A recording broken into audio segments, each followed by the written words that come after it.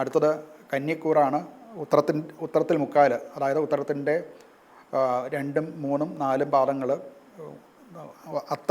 അത്തം നക്ഷത്രവും ചിത്തിര അര, ചിത്തിരയുടെ 1, 2 പാദങ്ങൾ ചേർന്നതാണ് കന്നിക്കൂറ്.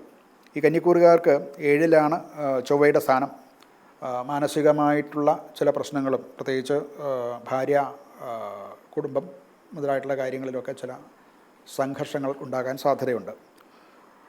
ചില ബിസിനസ് ചെയ്യുന്നവരിലോ അല്ലെങ്കിൽ ഒന്നിച്ച് ജോലി ചെയ്യുക അല്ലെങ്കിൽ ബിസിനസ് ചെയ്യുക ഇങ്ങനെയുള്ളവരെ സംബന്ധിച്ചിടത്തോളം അവർക്ക് ശ്രദ്ധിക്കേണ്ട കാലമാണ്. അതായത് പങ്കാളികളുമായിട്ട് ഉള്ള ചില വാക്ക് തർക്കങ്ങളോ അല്ലെങ്കിൽ സംഘർഷങ്ങളോ അഭിപ്രായ ഭിന്നതകളോ ഒക്കെ ഉണ്ടാകാൻ സാധ്യതയുള്ള സമയമാണ്. അത് ശ്രദ്ധിച്ചു ചെയ്തില്ല എന്നുണ്ടെങ്കിൽ ചില വഴക്കുകളൊക്കെ ഉണ്ടാകാം. അതിൽ നിന്ന് ജോലിയിലും മറ്റും ചില ദുരിതങ്ങൾ അനുഭവിക്കാനുള്ള സാധ്യത ഉണ്ടാകും. ധനപരമായിട്ട് തനിക്ക് അനുകൂലമല്ല എങ്കിൽ പോലും തൻ്റെ പങ്കാളി മുഖാന്തരം കിട്ടേണ്ടതായിട്ടുള്ള ധനം കിട്ടുകയും അതുകൊണ്ട് ധനലാഭം ആ വഴിക്ക് ഉണ്ടാവുകയും ചെയ്യും എന്ന് പറയാവുന്നതാണ്. കായികമായിട്ടുള്ള സ്ട്രെസ്സുണ്ട്, അതുപോലെ തന്നെ മാനസികമായിട്ടുള്ള പ്രയാസങ്ങളും ഒക്കെ ഉണ്ട്. പ്രയത്നങ്ങൾ കൂടുന്നു എന്നുള്ളതുകൊണ്ട് അതുകൊണ്ടുണ്ടാകാവുന്ന ശാരീരിക ബുദ്ധിമുട്ടുകളും ഒക്കെ ഉണ്ട്. മറ്റ് വിശേഷാൽ രോഗങ്ങളോ ഒന്നും വരാൻ ഉള്ള സാഹചര്യങ്ങൾ ഇവർക്ക് പൊതുവേ കാണുന്നില്ല.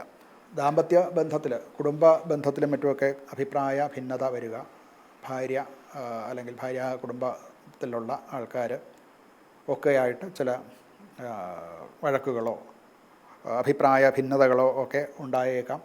അത് വേണ്ട രീതിയിൽ സംസാരത്തിൽ കൊണ്ട് തന്നെ അത് പരിഹരിക്കേണ്ടതാണ്. ഇവർക്ക് ഒരു പരിഹാരം എന്നുള്ള നിലയ്ക്ക് ദുർഗാദേവിയെ ഭജിക്കുക, ദുർഗാ സഹസ്രനാമം ജപിക്കുക, ദേവീ ക്ഷേത്രത്തിൽ